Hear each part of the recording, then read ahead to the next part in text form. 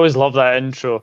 Good evening, everybody. It's good, isn't it, Dougie? You done that for you, mate. It's awesome, isn't it? It is awesome. It's really good. It's very good. Good evening, everybody. We are back after a very big international break, and I know somebody is going to have a rant, Mr. Niblett. But joining me on the panel tonight, well, we have the legend himself, Mr. Dave from Dave's LFC Chats. How are you?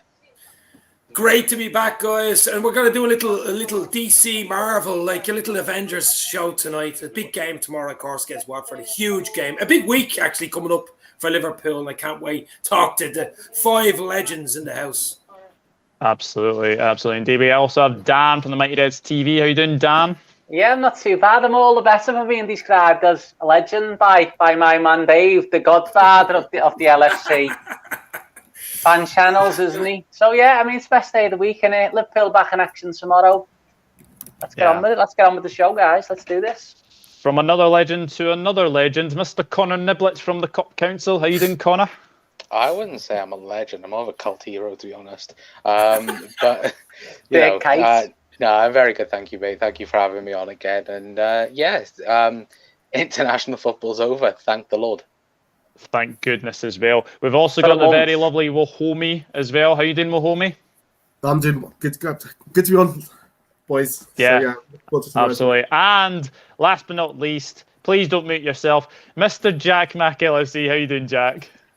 Cheers, lads. I'm honestly excited. Obviously, I haven't done a video in a while, but it's always great to speak to every single one of you. And cheers for having me on, Doug, as always. And yeah, can't wait to get stuck in for tonight. So, no problem. Everyone know if you're having a good weekend, enjoy your Friday. No problem. Well, it is a celebration night anyway, as I've said. Hello to Tony Madden. Hello to Ants Leicester Fan Channel, Chris Welsh, and happy birthday to Mr. Cian Dolan. I can't stay long tonight, I'm afraid, folks. My parents only went and planned me a surprise 21st, didn't they? I'll catch this again later. Well, happy birthday. Happy birthday. Good big one too. 21. Yeah. No, hope you've had a very, very good day as well. But we will start tonight with it has to be a celebration, hasn't it? Because the 7th of October 2015, I remember it long ago, 6 years of Mr. Jurgen Klopp. I mean, Dave, we can basically, I'm going to go back to right at the beginning, right?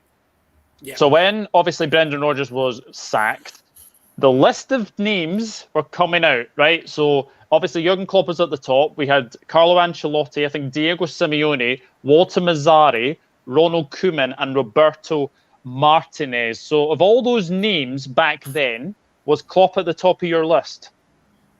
Simple answer, yes. I watched a bit of German football. I knew all about him. He'd had his little sabbatical. He was off. He just, look, I mean, I think even Alex Ferguson secretly was freaked when Klopp got the job at Liverpool. He knew what Klopp was going to bring to Liverpool. He knew this was the Messiah coming to Liverpool. You know, this was literally, this was it. And that, and I've done loads of podcasts this last 2 weeks, basically talking about Klopp and what he's brought to the club. We all know what he's brought to the club, and mentality monsters and all this type of stuff. But it's a weird one for me because my mother was very sick. She was actually dying. The week Klopp really came in. Yeah, my mum passed away on October the 20th, 2015. So right. She was sick. She was sick in hospital and in and out, and so my head was all over the shop. So I was following it, obviously, you know what I mean? And everybody remembers Thierry Henry putting his hand on Carragher's his leg. He's like that looking around when Brendan Rodgers was sacked. Remember that? And then the rumours kicked off that Sunday after that Sunday game. But I mean, he was the number one man for me. And as I say, he's as close to Shankly as we get in the modern day era. I think he's that good. He's as close. He's a man's man.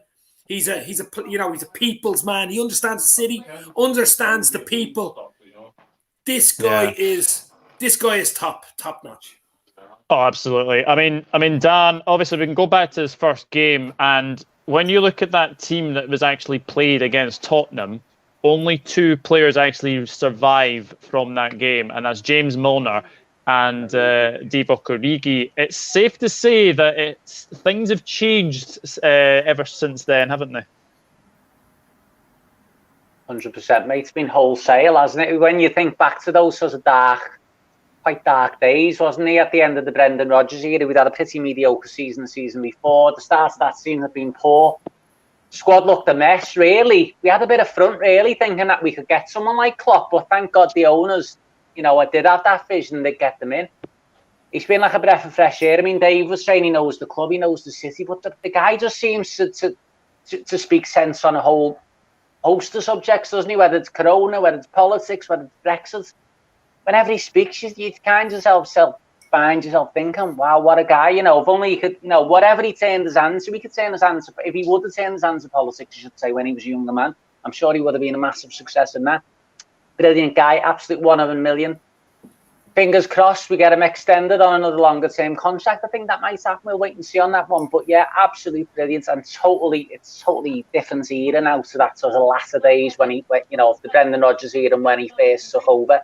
Massive squad overall, obviously, but just the whole vibe around the club is just totally different now, and it's completely brilliant. Yeah, absolutely. And well, homie, you'd have to say through Jurgen Klopp's 6 years as Liverpool manager, not many signings have actually flopped. Most of them have been successes, haven't they? Yeah, I think the only ones that maybe haven't done as well is probably due to injuries. Obviously, Naby Keita, just injuries that really affected him. Ox, say that injuries affected him, because obviously Ox was very good in the 17-80 season before he had that knee injury. So I think on a whole, even I wouldn't like to call Minamino a flop yet. I still think he could potentially come good. I just think he needs a run of games. So I think overall, obviously the trio of Klopp and Edwards, so double of Klopp and Edwards, is a good combination in terms of, they're able to identify the right players and bring them in, using the data analysis to get in the right key players for the club. Even when it's with Salah, when Edwards convinced Klopp to sign him, so even that time, so there's that openness between them to say, look, let's go, let's trust this player, and they can come in and do the job. So, I think we've been lucky to have them as a double duo at the club in terms of them being identified players. So it's going to be a huge blow if obviously we lose Edwards this summer, and then when Klopp, if he does leave and takes a sabbatical, it's going to be a huge blow for us then as well. Yeah, absolutely. And I actually agree with this comment from Chris Welsh. She says that Rodgers has got better as a manager since he left Liverpool. I would agree with that, Jack, wouldn't you? Yeah, but he's still got his massive flaws in his game. I think going back-to-back, losing in the Champions League spots back-to-back, the writing was on the wall. I think all of us, most Liverpool fans as neutrals watching Leicester, watched that Leicester side last year and went, they're going to do exactly what they've done. Yeah, you can talk about injuries, but the fact that Liverpool got in the position we did just highlights the quality of Jurgen Klopp, getting the best out of his players. He isn't required to, obviously, it's great for managers, but Jurgen Klopp has prided himself in his managerial career at Mainz and at Dortmund, so he doesn't need a lot of money. If the club give him a lot of money, sound, but he works with what he's got, and he fits the perfect glove for FSG in terms of their philosophy in which they want to run their business in relation to, obviously, on the field, off the field, in terms of the academy, the infrastructure of the club as well. So, but we're very fortunate and made up. He done what a lot of great managers for Liverpool have not done. Obviously, Jurgen Klopp, 30 years waiting, and a lot of managers have tried. A lot of quality managers have tried, but it's more that mentality in which he's instilled at the club. That was the mental barrier. But it's great that we've broke it, and I'm pretty sure we'll win a couple of Premier Leagues in the coming years down. Yeah, I mean, I'm going to move on to favourite games now. So you can only pick one, but what is your favourite Jurgen Klopp game? I'll give you my one. I'm not actually going to say the Barcelona game, because I think that's going to be probably everybody's. Mine was actually the Borussia Dortmund 4-3 game. Yeah. So, Dave, what was your favourite Jurgen Klopp game? Oh, it's just there's so many. Well, everybody, as you said, will say Barca 4-0. That's just ridiculous. That's outrageous. I mean, that's just outrageous. We'll all have that one anyway. Let's put it that way. It's what other game you're going to pick. That's what you're trying to say to us, because that is the game, isn't it? A favourite game for Klopp. I mean, the Norwich game, we won a topsy-turvy away game. Do you remember that game where he jumped on his back and his glasses dropped? He lost his glasses, I think, in that game. That was a real... You remember Lallana, I think, jumped on his back. I don't know who it was. I think, remember Lallana's goal in the last minute? It was I think it was Christian Benteke. He goes for a punch, and I think he manages to break Jurgen Klopp's glasses. No one's he got sold. That'd be up there, because that was early in his reign as well, and that showed us his love. And he was treating them all like, school teacher on sports day. They're all jumping all over him after winning the five-a-side, and that was a professional game, obviously away at Carrow Road. So for me, other than the 4-0 Barca, of course, we just have to say that it would be that Norwich away game. But there's so many, Doug, so many. Dan, what about you? Yeah, I think as Dave said, if you disregard the 4-0, because that has to be the game, doesn't it, really, if we were all being honest about it, then you'd have to probably then say for a one-off game, the final in Madrid, because that was the one when we'd lost a few finals. Klopp had lost even more finals before that. He'd lost like 5 or 6 on the run, something silly like that. Yeah. And, he always had these snipers, these ridiculous dousers. And that was the one when it all comes together and he'd been vindicated, number 6 come home. So, yeah, that was great. And then when you think about the league season, there was a few games along that season. You think about Leicester, you think about Wolves away, which is a big win, great wins. But you'd have to say, for the one-off release, has to be the final in Madrid against Sutton. Has to be. Connor, good evening. What is your favourite Jurgen Klopp game? There's been so many, isn't there? I'm going to say 3-0 against City in the Champions League at Anfield. Just the whole atmosphere for that game was electric, and it was the first sign for me that we were under Pep's skin. Yeah, because I think Liverpool I think we'd already beaten them at Anfield in the February or something around there. So I think that for me was the crucial moment where Liverpool became, or knew we could go up to that next level against City, and especially Champions League as well. The whole run was fantastic, but that game for me was a very special day. Well, homie, I mean, it's really tricky picking one, but have you got one in mind? Oh, muted.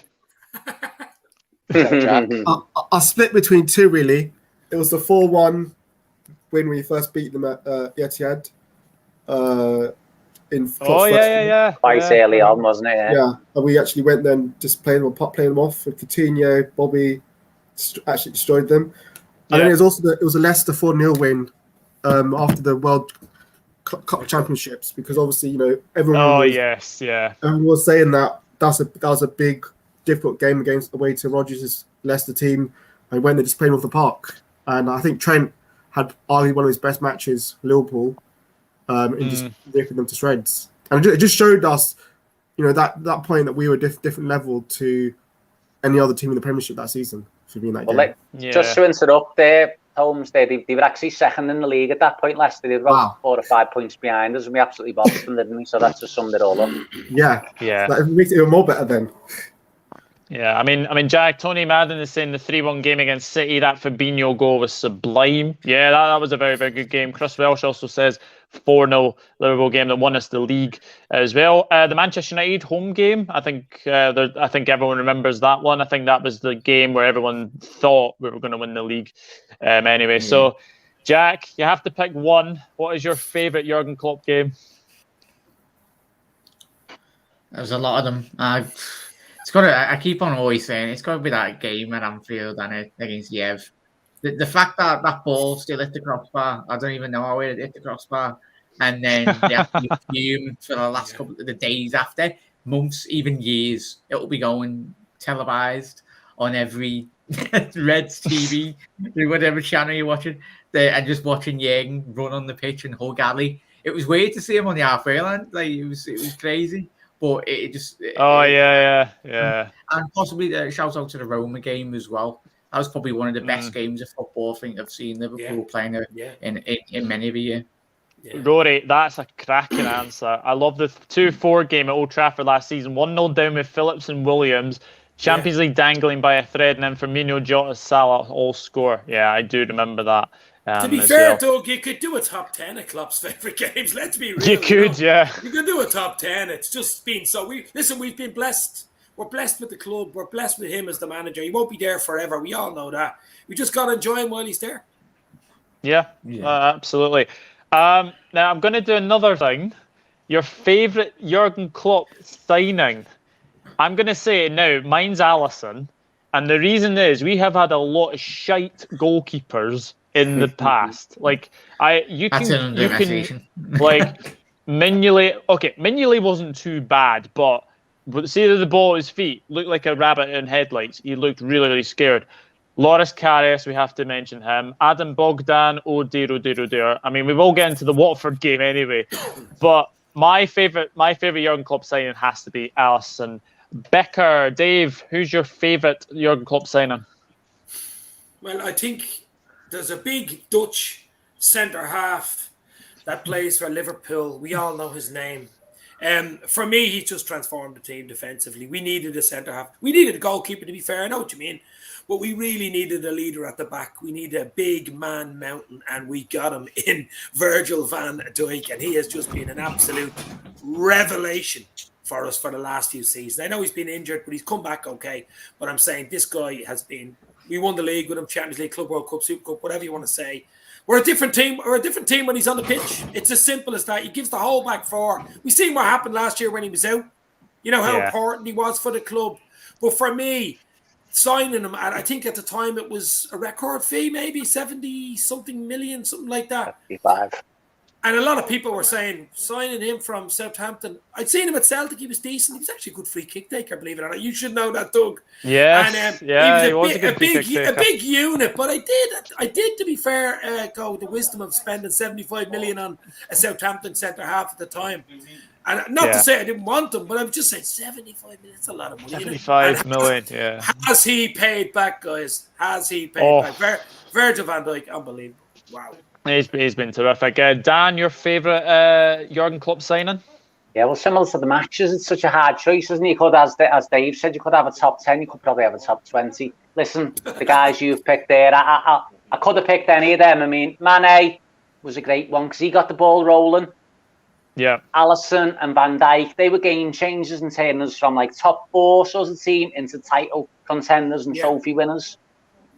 But just to sort of deviate, I'll go for Mo Salah because what a signing he's been. What was it, 34 million? Again, 36 million. Yeah. Again, a bit like Van Dijk, a bit like Mane, a bit like most of these signings. When they signed, you look. Sometimes people will post it on Twitter, the official Liverpool tweet, and the replies underneath will be people like laughing from the other clubs, trolling us, saying, "Why are you getting this guy? Chelsea flop. He's going to flop again." What a sign. He's been over 100 goals, been absolute superstar for Liverpool. Hopefully there'll be a lot more goals to come. So, yeah, it could have been Alisson, could have been Van Dijk, could have been Mane, but I go for Salah. Yeah. Connor, who's your favourite Jurgen Klopp signing? I think Dan and Dave just hit the nail on the head. But it would be Virgil van Dijk. I think, like Dave said, he transformed Liverpool into a car wreck. Into a machine practically overnight. Rolls Royce, yeah. But I'm actually going to go Fabinho. I think that transfer was just brilliant, wasn't it? We lost the final, and it was like, okay, what do we need? We need number 6. Okay, Fabinho's linked. Oh, Fabinho signed. It happened all in the space of 2 hours, and I got a text message. You've signed Fabinho for Monaco. I said, "Who the fuck is he?" You know what I mean? We all know of him now, Dave. We all know of him now. No, I heard of him, but he wasn't like a big. You know what I mean? Big signing. A huge name to go. Well, he looks decent, doesn't he? What? Yeah. What? But we heard of all the names from Monaco, didn't we? It was all like the Mbappes, the was it Benjamin Mendy and that, and he was a guy that was under the radar because supposedly United wanted him, but that's come to be false and that, and he's just been the best DM in the world, and at the minute he is the best DM in world football in my opinion. And I think that you take him out the Liverpool team, of course we'll see tomorrow, but take him out, it's just a massive gap there compared to someone else in the squad. Yeah, I mean that's a great shout. I mean Fabinho has been fantastic. And yes, I do remember that transfer. It came out of absolutely nowhere. Like basically there was interest, and then a deal had been agreed, and then it was basically like Liverpool were just like saying he'd signed. It was madness. Yeah, it was a great PR move, wasn't it? As Connor said, it was right in the sort of day or so after the Champions League final. I remember it being that way, and it was such a great PR move off the club. It was fantastic. Well, Homie, who's your favourite Jurgen Klopp signing? I'm gonna be different from everyone else because everyone else has put some like good shouts in. But I'm gonna go for Andy Robertson. Yeah. And the reason why is because how many years were we struggling at left back? You think about the left backs we've had over the years since John Arisa, and how it's always been an Achilles heel for us to say, oh, we need a good left back. We think back to that UEFA Cup final when Moriano cost us the final. The team. Oh God, yeah. And you think if you had Robertson then, we'd have won. Get out! Get out! And just how much of a breath of fresh air Robertson's been. Always giving you a 7 out of 10. Minimum. He's the best left back in the world for me. The amount of assists he gets, the fact that he's marked out some of the best players in the world. He's always full of energy, hunger. Sets an example in terms of his pressing. And what for 6 million we got him for is a ridiculous bargain. So and he's still young. Still got his he's not even entered his prime yet. So no, I think pound for pound, I think he's arguably the best bargain signing of the last 10 years in the Premiership. Pound for pound, he definitely is. But we're not sort of doing it that way. We're sure. Look, as Doug. I mean, the way this is like a trick question to ask us. What's your favorite team or what's your favorite player? I mean, it could easily be top 3, top 10, top 5 with Klopp. That's how spoiled we've been. It's hard. We should probably. Do you know what? We should probably do once it's like an international bit. We should do a podcast, very special podcast actually digressing the top 10 Liverpool games under Jurgen Klopp and then the top 10 sign. I like that. I like that. I do like this answer from Sir Klopp because he has actually mentioned his favourite player and his favourite game. Most memorable for me remains the 4-3 against Dortmund, probably because it was the first comeback of the Klopp era. The most enjoyable for me was the 4-3 away against Arsenal. And then he's come up and said, my favourite Klopp signing is Sadio Mane. Everyone was raising questions over the fee at the time. And then he silenced all the doubters on his debut away to Arsenal. What a goal. Absolutely. Yeah. Les Golden says Salah or Robbo for best value. And then Chris Ross says, between Alisson and Van Dijk, I agree with Douglas. Alisson for me, my top 3 definitely Alisson, Van Dijk, and Salah. Fabinho underrated signing too. Yeah, absolutely. Alisson, Van Dijk, Fabinho, Salah, the spine. Don't say the M word. Oh yeah. That Mignolet. No, Mignolet is signed by Rodgers. If this was a local Liverpool hospital, best signing, we'd have to say Naby Keita for doing fantastic job. Oh, this is possible model. Jack, who's your favourite Jurgen Klopp signing? Yeah, Chris had just mentioned him. Robbo. No, it's all about Naby Keita, lad. But now it's got to be. I was going to say Andy Robbo. It's probably the best value, and just for the sheer quality, the lads, he really brought that winning mentality. Winning mentality of the to the Liverpool Football Club. But in terms of, for me, I go Thiago. Just the sheer quality. Since Klopp's come in, we could never have dreamt of bringing a player of that quality into the football club. He's possibly been one of the top 5 of midfielders over the last 10 years in world football, alongside like the Luka Modric's and the Casemiro's of this world. But I'm hoping we do see the best of Thiago, and I think we will. But just Thiago, mate. But Thiago, very interesting. Mr. Shepherd, good evening. Come on, you all know Milner was the best signing. Well, we do, but Klopp didn't sign him. Brendan Rodgers signed him. Yeah, absolutely. Hello to Fraser. I'm so happy hit 100 sound. 100 subs. Oh, very, very good. Very, very good. And Les Golden agrees with Pete. Pete, you're 100% correct. James freaking Milner, best signing ever. Well, he's definitely he's one of the best free signings in the Premier League ever. 100%. Let's be 100%. real there. We've not even mentioned like Joel Matip or like so many signings that we could actually go through. Yeah, dampen the mood, right? You always have to throw one in, spanner in the works. You always have to do it. You have to always throw a spanner in the works, don't you? I think Connor was a Carius fan. He's liking it now. Yeah, per Connor, he's having Wi-Fi. I think it's either Wi-Fi or StreamYard problems or anything. But we will move on from Jurgen Klopp because we've spent 25 minutes and it is a celebration because obviously 6 years and hopefully many, many more to do. Milner's motor never stops. Yes, that's absolutely right as well. Klavan. Yeah, Jurgen Klopp. He did his job, didn't he, at low cost? So. Yeah. The wee stepovers. That's pretty good. He was a bit like Torben Picnic. I think he was a bit better than Torben Picnic. Fuck's sake. Clavandor after the Burnley goal. I think the thing is, Doug, and guys, most of Klopp's signings have been some sort of success in a relative way. Even the guys like Cavani come from basically nothing, went for nothing, but helped us secure a couple of top 4 finishes. You know what I mean? Yeah. Shaqiri didn't cost much. Probably cost about 4 million in net and helped us win the league and the Champions League. So even the guys, wasn't the best. They've all had some sort of relative success. Yeah, Jack's cat is really enjoying this show. She's doing me editing. She's not allowed to go on the bed. She's clearly doing it to winding me up. Yeah. Nah, best signing is Stephen Cocker. Oh, God's sake. No, definitely not. Definitely not. But yeah, I agree with what Dan says. I think every Jurgen Klopp signing has been but a success. Karius, maybe you'd probably say was, probably. No, definitely not. Definitely not. But we will move on, and we will move on to tomorrow's game against Watford. Now, the Tinkerman is in charge of the Hornets.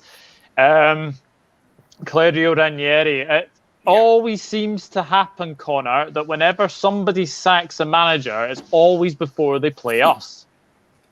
And always away from home.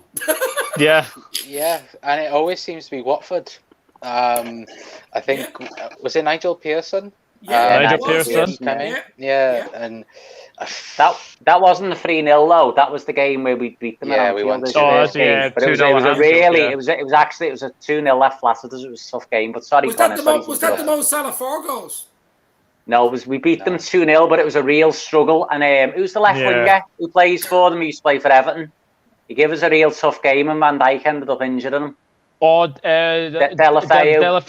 He gave us a real tough game. It was a real windy, horrible day, and it was a bit of a struggle. But yeah, sorry, Connor. I just wanted to get that in. Sound. Connor, you better hurry up before you go blank there. Go quick. I know. But no, look, I know Jurgen has said they've been watching Sampdoria games because there's literally nothing to go off apart from Sampdoria games. But it's just Watford. It's their tactic that they've used since they was first in the league. Back, what was it, 2017, 16? Yeah, somewhere around that. So it's very strange with Homie because I look at Watford and I'm actually asking myself, what is the owner's expectations? Because to sack a manager when you're 13th in the league is just saying something. Well, I never agree with sacking managers during the season. I think you need to give the manager at least a couple of months or the full season to give them a fair chance. Because I think it's just we're living in a world where people get sacked so easily, and you're not giving people time to actually, because it can take time to gel a team. Even like we look at Klopp, it took him a while to get a good team. We sacked him after the first year, then we would be where we are right now. So I think this sack culture is it's probably ruined football in terms of the life expectancy of managers. But with the thing on Ranieri, I think he's a good manager. I think I saw a stat that was that I tweeted on that. he's won the last 4 home games against Liverpool. Like, out of 14 games, he's won 5 don't games. say that. Yeah, he's won 5 against Liverpool, lost 6, and drew the rest. So, in terms of like against the home games to Liverpool, he's got a good record. And we always know, like, unfortunately, teams are always the new manager experience. I think as well, I saw a stat said that the last 2 games where we played against a team that has a new manager, we lost. So tomorrow's a banana skin. I think we can win tomorrow, but it's a banana skin. The early game kickoff, no Fabinho, Alisson. We know how we aren't sometimes as good when Fabinho's not with defensive midfield. It's a big banana skin kind of game. It is, yeah, and especially at 12. I hope we win tomorrow, and yeah, especially when you've just said that about Claudio Ranieri. Did me. Jack, this is a wee stat for you. Watford have had 17 managers since 2011. It's modern day football, mate, isn't it? I think Liverpool probably haven't even had 17 managers in their history. Well, probably close to it in relation to that. Well, if you look at it, Liverpool obviously over 100-odd year history plus. You probably haven't even sacked that it'll be close, yeah. Yeah, it's crazy. Is it Nigel Pearson? I felt should have been when he sacked him a couple of managers ago when he was in charge of Watford. He was doing a great job, but obviously, and then he built Leicester. What Ranieri took over at Leicester, and obviously Ranieri got all the credit for it. But big up to Velvishwan. I think I pronounced that right. This is the guy who actually did my intro. So very, very thank you. Big thank you. And thank you for tuning in. He might get more work. Yeah, I think he might. I think he might. Never been easy away at Watford. Yeah. No, I think as Chris alluded to, the 3-0 in 2018-2019, Henderson got sent off in that game, if I seem to remember that as well. I think I would have been sent off as well. I'm lucky enough I wasn't live streaming that game. I was probably Watford and manager bounce FC. Yeah, absolutely. One of the worst performances we've seen in recent times. Yeah, they stopped our record as well, didn't they? So one. Yeah, so we've got a little bit of thing to do with them, especially Dave. How are you feeling going into the Watford game? I think I really do. Not only do they wear yellow, and it's like we're talking about bananas, but I think tomorrow is a bit of a banana skin because of the fact it's we don't like early kickoffs. We know Klopp doesn't like them. He just doesn't like them. We have a few injury issues going into the game, especially Fabinho and Alisson. I know Keller will do a good job, but Fabinho's a big loss, I think, in the midfield, especially away from home, I think. They've got the manager bounce, Ranieri in there. As Wahomey said, he's a good record against us managerially. He knows how to play against Liverpool. Plus, they've nothing to lose. They're going to come at us. They're playing Liverpool. You know what I mean? They've the home crowd going mad. I think we'll win. We're a better team than them.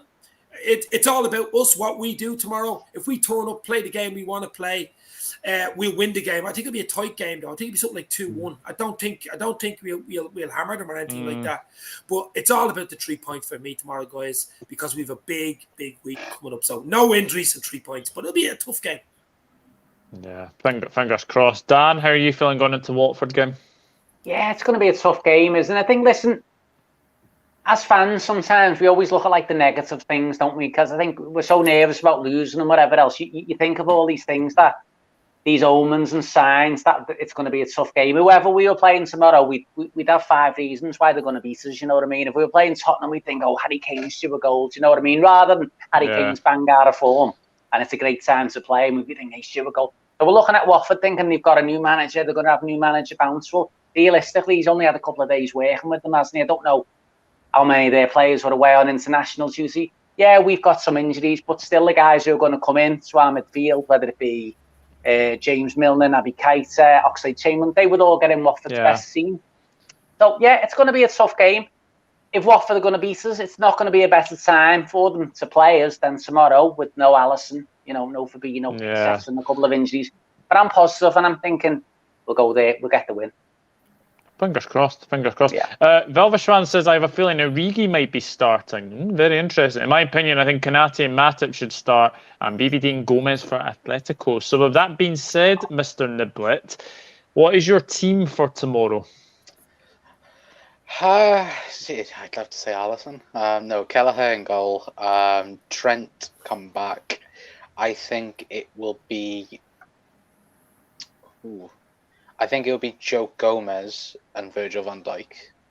I think Joel Matip will, because obviously we've got Man United next week. So that's that. So I think Joey Gomez comes in. I think Robbo left back, Hendo, Naby, and Milner, and then it will be Mane, Bobby, and Mo.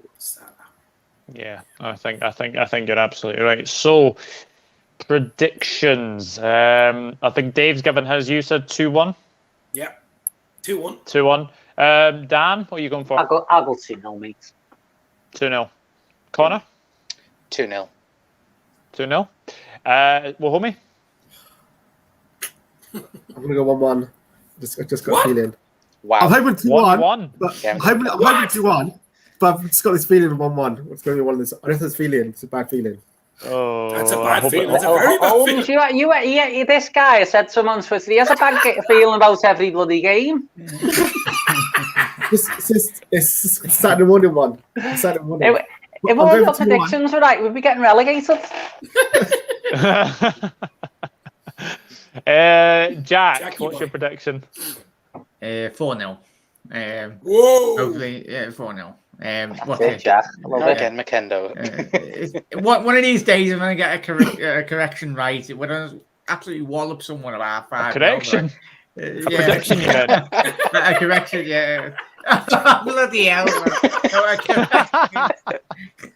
Jack, you've been on the beer tonight, baby. I've only been on the cup of tea. It's been a long week, boys. But yeah, 4-0, hopefully. Yeah. 1-1 just because of that. I hope Liverpool say missed that. Oh, Jesus. No. Jesus. We better not. I'm going 3-1. I think they will get a goal because I think Ismaila Sarr just terrorises us anytime we play them. And I think all the front three will score. Doug, has he actually done anything this season? He's scored a few goals. He's scored a few goals. Scored a few goals against Norwich. Yeah. And Villa. I've only ever seen him play good once, and that was against us in the 3-0.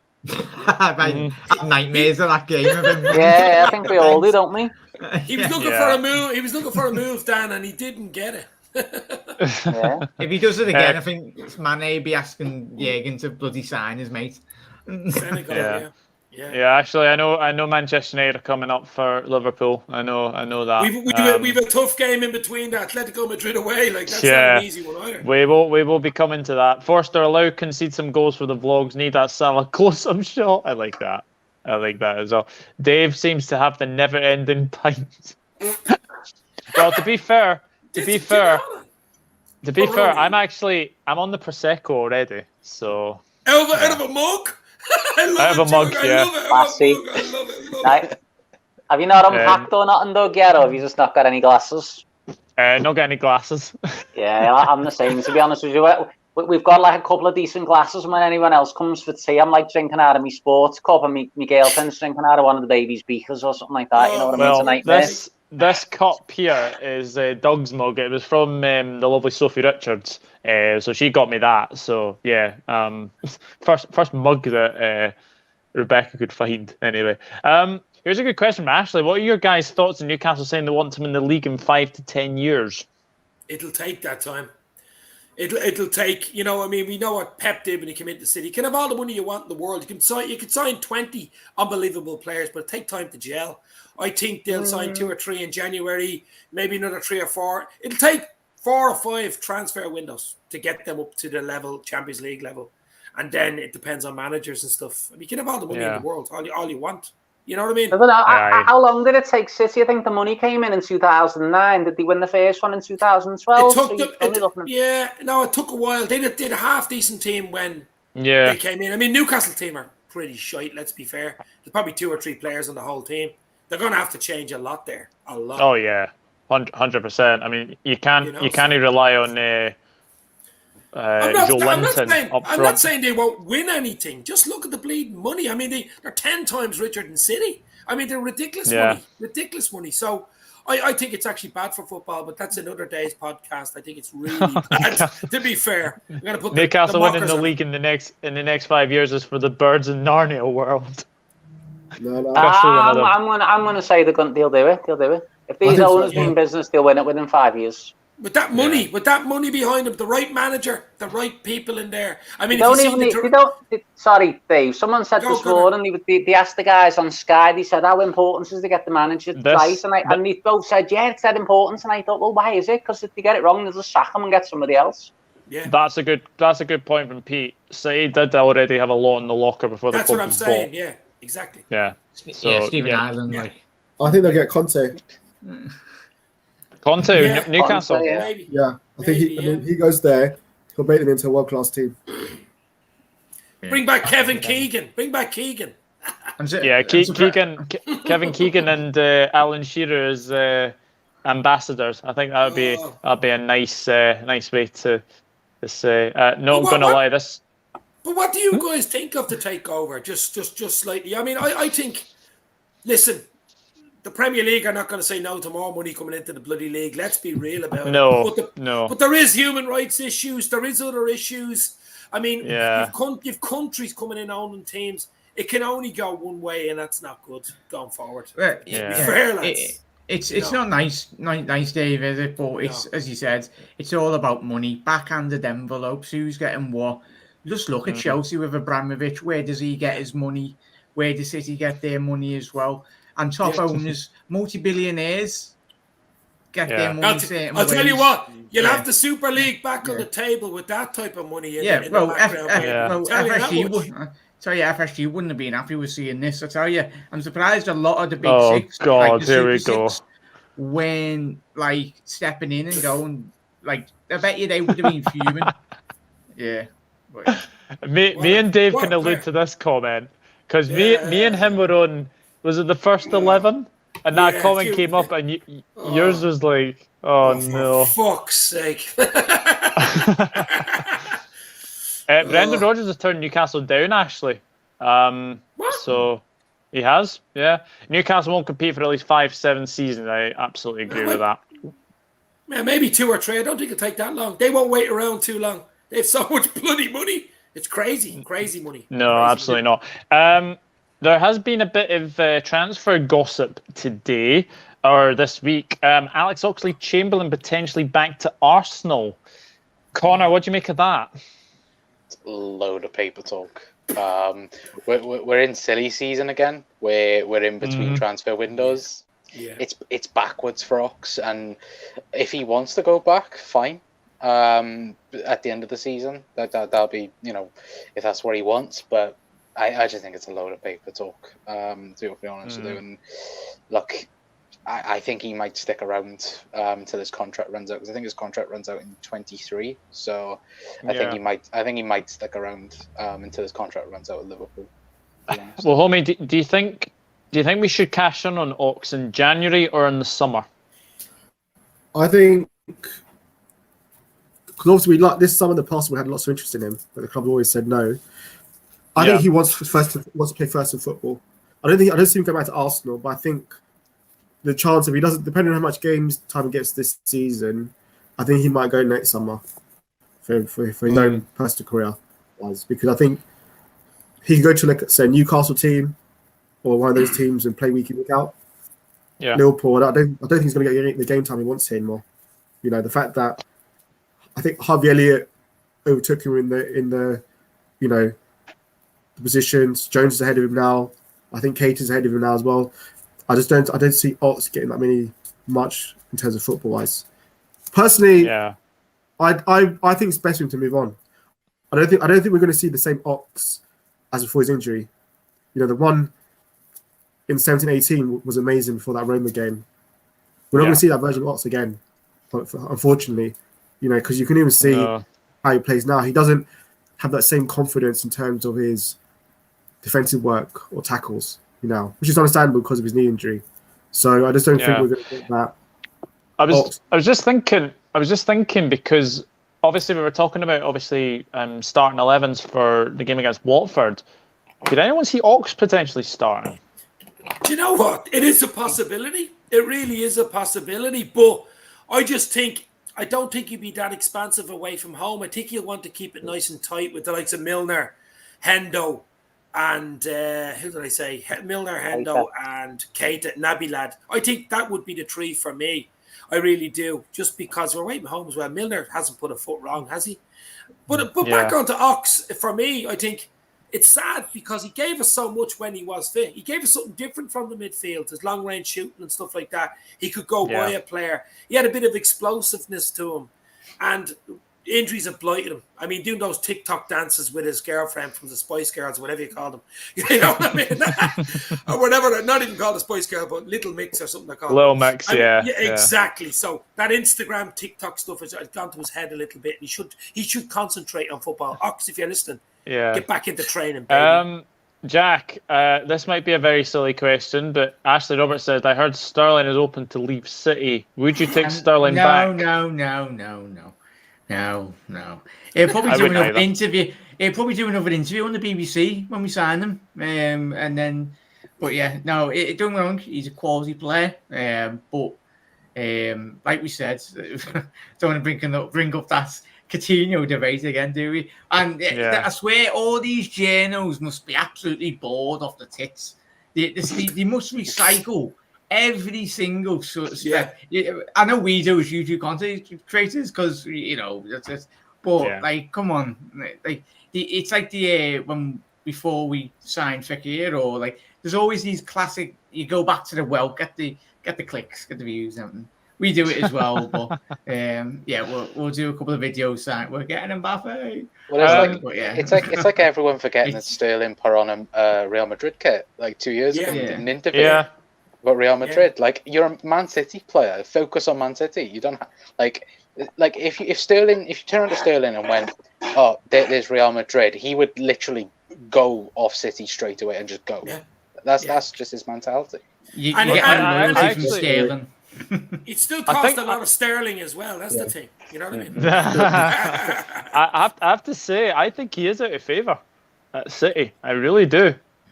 Something's clearly going on there. I don't know if it's because of obviously Ferran Torres, I believe, is out for 2 to 3 months. He's broken metatarsal or something, so that's not good news for obviously Spain and Manchester City. But another line that came out today, or it was either today or yesterday, Rafinha. Very interesting. His agent saying that Liverpool were actually interested, but Leeds didn't want to sell him. So, Dan, if Rafinha is available in the summer, would you go back in for him? 100%, mate. Yeah, every time I see him, very impressed with him. That'd be a bit of a no-brainer. He looks like he'd fit in at Liverpool, but only his playing style, and we've also got a few Brazilians there, haven't we? So he looks like he'd fit like Liverpool, like a hand in a glove.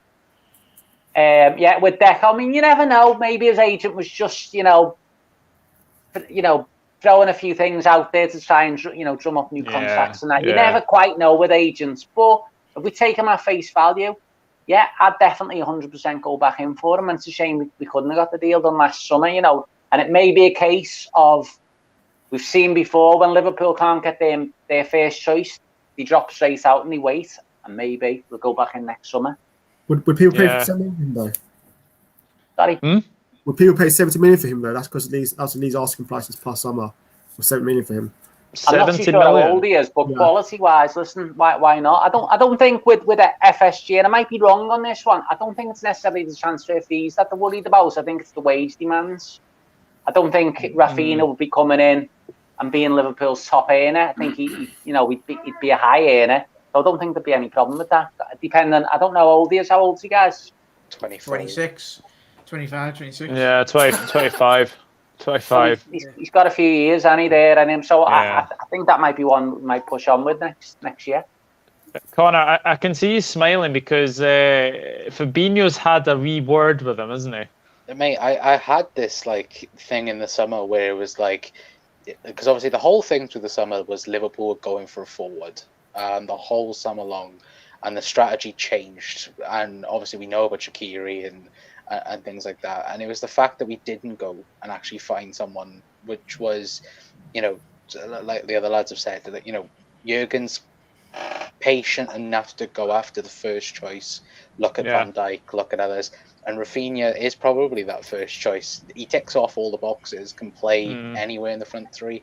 The worst point about this, though, is the fact that Deco's just decided to go, oh, yeah, Liverpool like him. So the money goes up now from Leeds, which is the worst. It'll go up anyway because Liverpool and you know, the name of Liverpool. But it will go up even more now that Leeds know that Liverpool like Rafinha, the extra amount, but he's worth it in my opinion. Is he £70 million worth? No, he's not. But if you get him around get him on the Jota area, the 40, 45 million, 50 million, then maybe yes, but 70 million, no. I don't know if I want to put this comment up. It's a question. I don't even know what I want to. I don't even know if I want to put this up, but I'm going to put it up. Oh Jesus Christ! No, is this some sort of a joke? If I in the championship, the championship top four, I reckon, If I speak, I'm in big trouble. No, sorry. Rafinha rumours are for the birds. Rafinha will have 2 years on his contract next summer, so it's a moment for Leeds to consider selling, says Rory. Very interesting. I'm surprised that Klopp not signing a striker. Yeah, definitely. Here we go. Breaking: 2 Tottenham players have tested positive for COVID ahead of their match against Newcastle on Sunday. Interesting. Hello to Almighty Blues FC. Hope you are doing well. And he says, looking forward to the games this weekend. Yeah, I think Chelsea got a bit of a banana skin as well, as Dave likes to allude to for us against Watford. I think Brentford away is going to be very interesting. Is that the 5 days game again? Mm-hmm. Yeah, well, nice. They'll be up for that. They'll be up for that. And Chelsea have got a lot of injury problems as well, if you believe the rumours today as well. Well, we will have to go to the game on Tuesday. Are we going to finally beat Atletico Madrid? I mean, we've not got a very good record against them, as everybody knows, but surely this is the season to beat them. Dave, how are you feeling going into Atletico? Well, I usually take it game by game at Liverpool. We haven't even played Watford, but the week that's in it, I've actually looked at the 3 games because it's such a big bloody week. We're playing Watford coming back. It's a 3-pointer. We're expected to win that game, let's be fair. Then we play Atletico Madrid. I think it's Tuesday night. We're sitting pretty. But I watched Atletico Madrid. They weren't super impressive in their 2 games. I mean, Porto should have beat them. Porto should have beat them at the Wanda Metropolitano, whatever you say. And we do have good memories from that ground, don't we? So 100%, yeah. Listen, even a draw will suit us down to the ground there. Even a draw. But can we beat them is what you're asking me? Of course we can beat them. I mean, we left Fabinho and Alisson back by then. Yeah, they're not the team they were. I think if you're playing Atletico Madrid, you want to be playing them now. I think we could beat them. But our eyes could be on Old Trafford as well. I know Klopp doesn't like, you know what I mean, looking forward. He only looks at game after game. But it'd be game like United as well. I don't know. I think that game could be a draw. Yeah, I'm looking at the fixture, Dan, and the one place you want to go to if we can actually afford a draw is actually the Wanda Metropolitano. Yeah. Yeah, I mean, I'm fairly relaxed about the game because, to be honest with you, for me, it's a bit of a free hit. I mean, the way the group's shaped up, we've got points on the board. There's a bit of gap between sort of 3rd and 4th place and 1st and 2nd. Even if the worst comes to the worst and we lost, we're still going to be in a great position to qualify. I actually think if you'd offer both teams 2 draws or a win each, I think they'd both take it. It's going to be a tough game. We are due a win there, but I sort of agree with Dave. I think it would probably just about have enough to grind out a draw. Obviously, the thing that's going to help them is that the Spanish FA have moved their fixture, haven't they? So they've got no game this weekend. Obviously, we've got a tricky game tomorrow. Yeah. But I think we're good enough to get at least a draw. And you never know, maybe the win will turn. We are due that win against Atletico. Maybe we'll get the win. But I'll go for that if you want a prediction. I'll go for the 1. Yeah. 1-0. Yeah, very, very interesting. Connor, how are you feeling going into Atletico? I'm confident. It's like what the lads have already said. It's a free hit. Like Dave said, they should have lost to Porto and they should have lost to Milan. You kind of need that luck. I think it's pretty much between them and, well, I'd say Milan, but of course Milan are bottom of the group at the moment for second. So, and look, we'll want to get revenge, of course, for what happened, 2 seasons ago. But look, for Liverpool, it is a free hit. We can go out there, get a draw, and then come back to Anfield then a week later or 2 weeks later and play them there. And it's the fact that, maybe there might be an experiment. Maybe we might go 4-2-3-1 and try and just go all attack there. I doubt it, but it'd be kind of nice to see. But yeah, I'm confident going in. Like I always am. Like Liverpool can play terrible one game and then brilliant on a midweek European game. It's just different, isn't it? And as well, I can't wait for Virgil just to hit Luis Suarez, because because we all know what Suarez did for us, but that Barcelona game still. He gets in your heads. He gets in your heads as well. Balam, whatever language you've written Loris Karius in, like, I'm not even going to try and pronounce that. It looks Spanish. It looks Spanish or something, doesn't it? It looks bad. I think he's meaning the Loris Karius interview with Fabrizio. I think he is, actually. I think he is. Who's saying Arsenal are bigger than Man United, Ashley? Come on. That's not right. Jesus. Do you want Steven Gerrard to take the Newcastle job? It could be an interesting move for him. I think it's possible. Anything's possible with Newcastle at the moment. With that bloody money behind them, that power behind them, I think they're gonna go big, guys. I'm telling you, the next 2 or 3 years, they're gonna go big. My big shout is they're just gonna make a big money move for Michael Edwards somehow. Yeah, quite possible. Well, Homie, how are you feeling going into Atletico? I think for this game we can take a draw. Even like. Liverpool, historically, we don't win that many away games in the Champions League anyhow. So you don't need to win the away games. We need to win the Champions League. As long as you win your home games, you can definitely go far in the group. So I think with Atletico having the weekend off, that's going to obviously, as poor they've been, I still think they're still a formidable team at home on Simeone, in front of the fans. He gets them well organised and they're well up for it. And I think if we had Thiago, I definitely think we can go there and win, because I think he's obviously the key kind of player to break down teams. But I think we'll take a draw, and that's not a bad result, really. Considering results. Yeah, so Tuesday, we had a tough game. We'll have a tough game tomorrow against Watford. We think about Man United the weekend as well. So I'll take a draw. I think that'd puts in a great position, because I think at home when you play Atletico, we'll beat them at Anfield.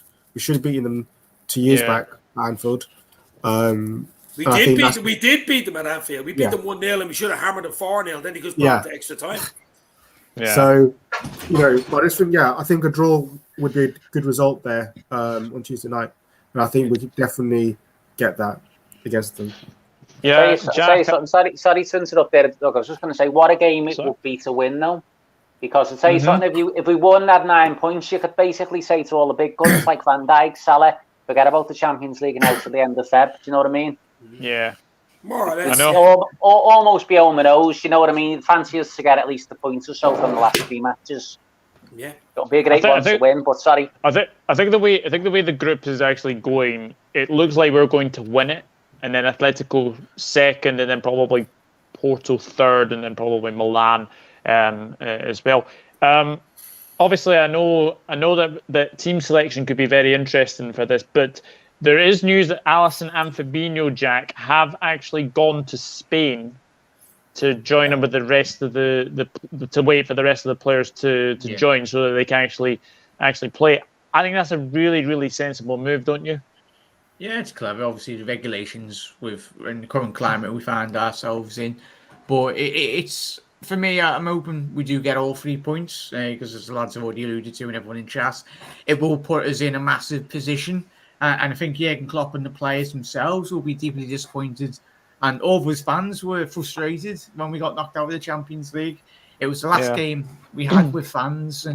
But I've watched highlights this season of Atletico. I think they got beat by Alaves a couple of weeks ago. 1-0. Yeah. They've not been on top form.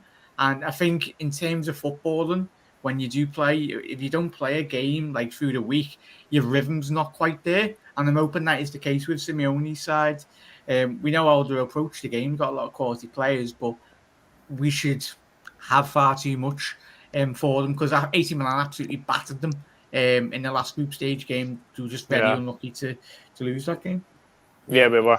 We were absolutely. It's going to be very, very interesting indeed. Hello to Brethren John. He says, "What's wrong with the FA? They refused the LFC to postpone a Watford game. Yeah, Atletico Madrid and Real Madrid won't be playing this weekend. Should we be anyhow worried with this issue?" Connor, what do you think of that?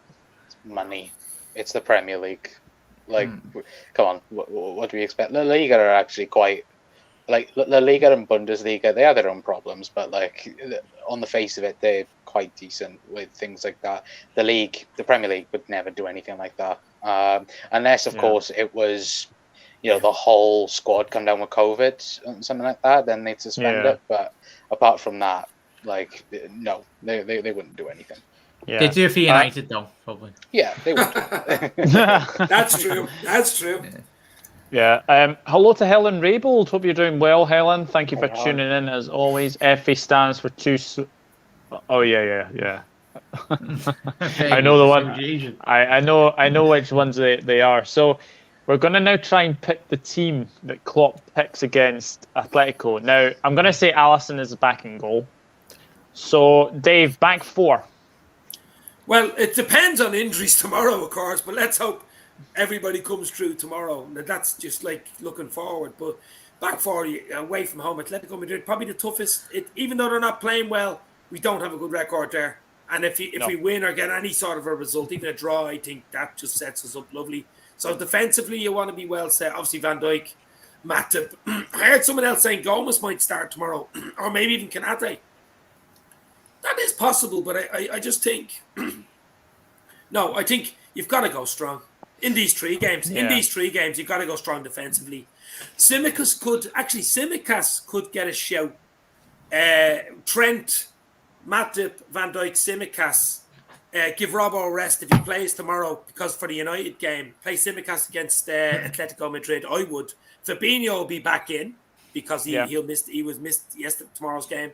I'd have Fabinho back in, but it all depends. Will Curtis Jones be fit enough? Will Thiago be fit enough? I don't know. It's hard to say. Will anybody get injured? It's another one hard to say. But if everybody's okay, if Naby is a good game tomorrow, he'd be on the sheet for next Tuesday, won't he? If he's a good game and the game, and he'd probably say play the same midfield. If Jota could come on tomorrow, I mean, it's all happenstance. If Jota comes on and scores a goal, the winner, he probably starts on Tuesday. But it's hard to say. I am worried for Curtis Jones, considering that England played him in a meaningless game against Andorra. They were always going to win. And he's come back with an injury. Connor, you haven't actually had your rant yet, actually, about international football. So I'll let you have your wee rant right now. It's not really. Put on big screen, Doug. No. It's not even a big rant. It's just, it's so meaningless and pointless. Like, go away. No, you don't need to go. Go on, Doug. That's McKendall. But no, it's so stupid though. Like, meaningless games, it means nothing. Like, it's the fact that throughout COVID as well, we still had international friendlies. Why? What's the point? Like, you get a cap, and like I think Ben Foster said in like a recent interview that you get like £1,000 for playing for your national sides if you're lucky. Like, who gives a shit? Like, honestly, I hate international football. It's the worst thing in football. Apart from no, international football was huge, especially when I was a kid. I don't know about you, Dan, as well, or any of the elders here. International football was huge. To get a cap, my father-in-law has caps for Ireland. And they're on the bloody mantelpiece. But I'm just telling you, when it meant something to get a cap for your nation. Yeah. Actually, it meant something. Now with all the money that came in with Sky and BT and everything else in the Champions League, it's actually diluted the national scene for me. That Nations League, what the hell is that all about? Oh, okay. Do not get me started. No, we've had two good semis. We had two good semis and a good final. But I'm on about the whole crap in behind it. What's that about? okay, if I speak, because obviously Scotland did actually make the Euros because of the Nations League, so but I don't know. I just don't. It's a crazy thing, isn't it? But Dan, you're next. No. Yeah, Nations League is driven by money. I 100% agree, Chris. Helen is asking who's definitely out. So Alisson is out, Fabinho's out, Thiago, Jones. Elliot. Is that it? Elliot. Yeah. Elliot. Phone home. Exactly. As well. Right. This is going to be very interesting. Predictions. I think the unanimous verdict, I think, is a draw. But Dave, what are you going for Atletico? For a 1-1, written all over. 1-1. Dan? Yeah, I'll go with Dave. I think 1-0. I think both teams will be quite happy with that, to be fair. Connor? 1-0 Liverpool. Woo! Oh, 1-0. Love all that, Connor. Wahome? Go 1-1. Should get a result for us. Yeah. And I'm looking forward to this one. Jack? 10-0. We won't now. Go 2-0. I honestly 2-0. hope we do what they've done to us. We just counter-attack them, and we can just see Simeone fuming on the touchline. Oh. It frustrates me when you have João Felix on the edge of their box. But one of the most attacking young talents in world football, and you've got him defending like he plays in a Burnley system. Like Christ. Yeah, I thought Liverpool won, Liverpool won, but we played them that many times. We might win for once versus them. That's like me asking Michelle Keegan how many times and her saying yes at last. I am going to go for the majority. I'm going to go 1-1. I think we'll get a draw, and I think it'll be a very good result. And as far as the other game is concerned, I think if it's a draw in that game, you would probably be as well saying Liverpool and Atletico are through. Oh yeah. Yeah, that'd be the perfect result if you could pick it, wouldn't you? The perfect result is to win Liverpool, but I mean, the logical. No, I'm sorting out the other game, Dave, and the other game. Oh, the other game, yeah. So before we go to the questions from the chat, how the hell did Cristiano Ronaldo win Player of the Month? Oh, it's just marketing, isn't it? It's marketing. Yeah. PR. It's all part of baby. the story, isn't it? And the PR and the money and all that sort of stuff and the hype. Absolutely ridiculous. Yeah. I mean, is there a better player in world football on current form right now than Mo Salah? No. Wouldn't swap him. No, but Benzema's close. I'd say. Benzema, yeah, I would. But like Mo's ahead of them. Yeah, it's one of them, and we wouldn't swap Salah. Madrid fans wouldn't swap Benzema, and Munich fans wouldn't swap Lewandowski. Would be for that. You know what I mean? So. Yeah. Helen has got her team. She's going Kelleher, Trent, Konate, Virgil, Robbo, Hendel, Keita, Milner, Mane, Jota, Salah. Yeah, I don't think Jota will start, and I would be very surprised if Keita starts. Keita has started, I think, 3 games in 6 days. So is Jota injured? Did I see somewhere? No, he's training. He's back training.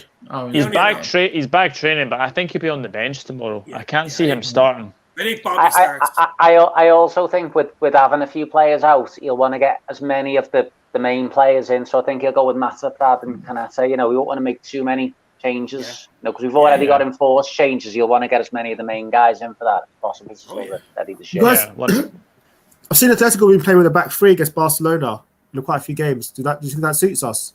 Well, do they go with the back 3? You just know. I think so, yeah. If it leaves space, traditionally episodes of back 3 and wing backs will leave space and won't it behind the full back area, and you'd imagine that area would be ideal for Mane and Salah to sort of pull into and pull the two of the centre backs wide, and or maybe we'll see. It's a very, very interesting game on Tuesday as well. So, guys, in the chat, but before we go, do you have any questions for us? Can be anything funny. Keep them funny, baby. Keep them funny. Yeah, I would say that. It must be in Disneyland World where Kate playing 3 games in a row. Yeah. We'll discuss that next week, Ballon. We'll discuss Preston and Manchester United next week as well. And I'll throw a question in. Did anybody see the new Bond movie? No, I've not seen it yet. Not yet. Right. No. What? I haven't seen it either, but it's meant to be quite good. But I don't know if you're a Bond fans or not, but what was your favorite Bond movie?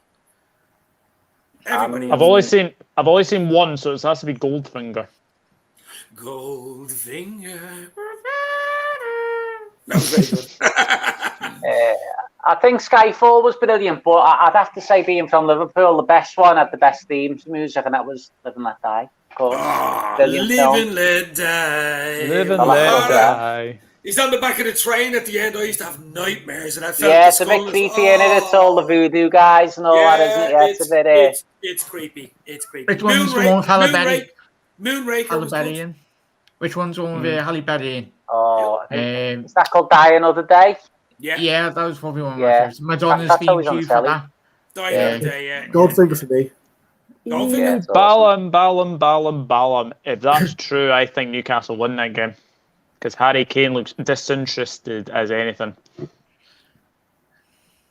Very interesting. Ryan Gill's the one that looks like a scouse, isn't he?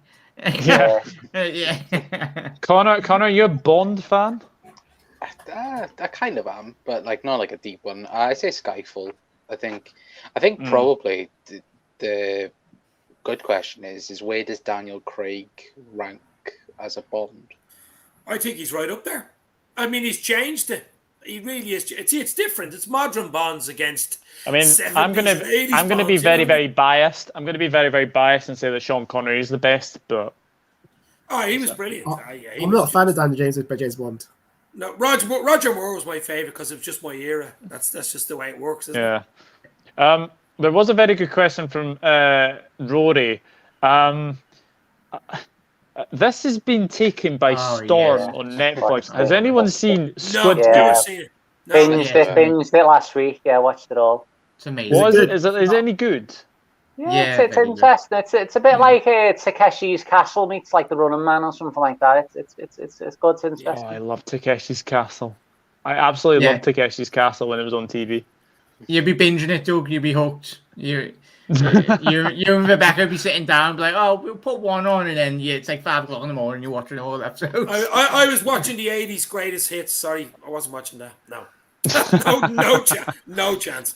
Anyway, go. Yeah, that's a good point from Breather, actually. If Klopp plays Robbo against Watford, then I think he should stop mourning of injuries because he's got Tsimikas who's good and Robbo's been playing game in, game out for club and country. Yeah, I think Costas will play midweek. Yeah, I think so. Yeah. I think he does, as Brevin said there, he needs to start rotating them a bit more, and I think he will do. Yeah. Funnily enough, Ballon, funny you asked this. Scotland could actually get Wales. I have seen this. Apparently, Scotland are one of the seeded teams if they get through to the playoff, and one of the teams they could face is Wales. So, yeah, El Clasico there. Yeah, Classico. I'm just saying. The last time we played Scotland, we beat them. So I'm just saying that. Whoa! Oh, fighting talk.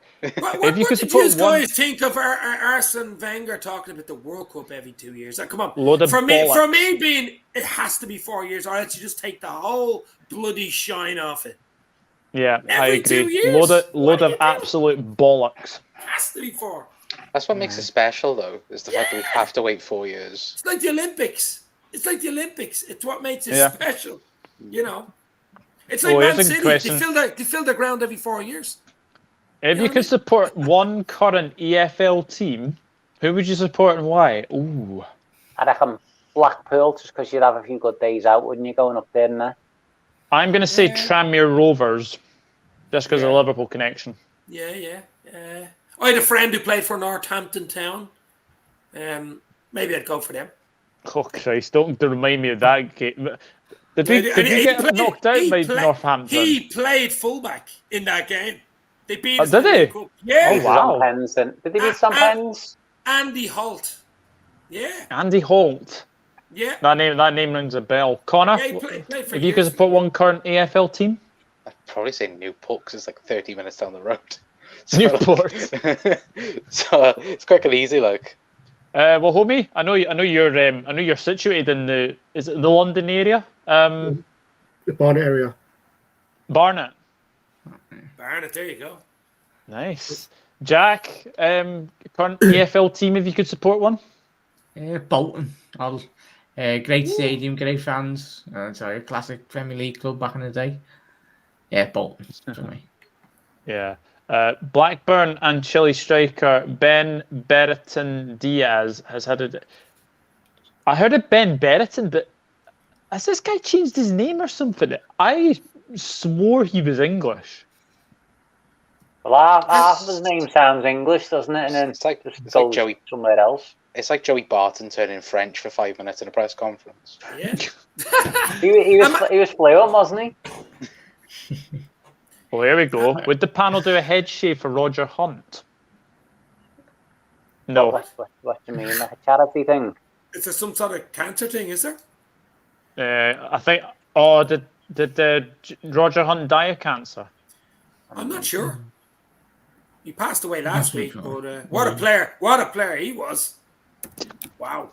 Yeah, even my dad was saying, like, when he passed away, he was some player, and I was like, what was it like? He was just like, he remembers when he was a little kid, and he was the real deal. It was amazing, no nonsense. He said it was, and obviously, what a legendary. I did hear about those comments, and I absolutely agree with what you're saying. Yeah. Yeah, I say he was some rant after the Belgium game, was it? He was talking Courtois. Yeah, and he was talking. I mean, Klopp said something similar today about. He was talking about UEFA and FIFA and just treating players literally like play 2-3 games a week. He's probably looking at the next 3 fixtures and going after an international. Thank you for clarifying that, Chris. It was Ben Berreton till he learned to speak Chile, so he got Diaz as the last name. Ah, okay. That's weird though. That is very weird.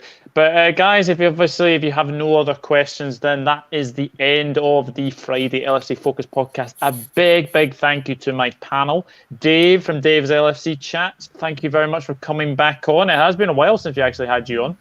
It's been a while. It's been a while, my friend. But don't worry, I'm still alive and kicking.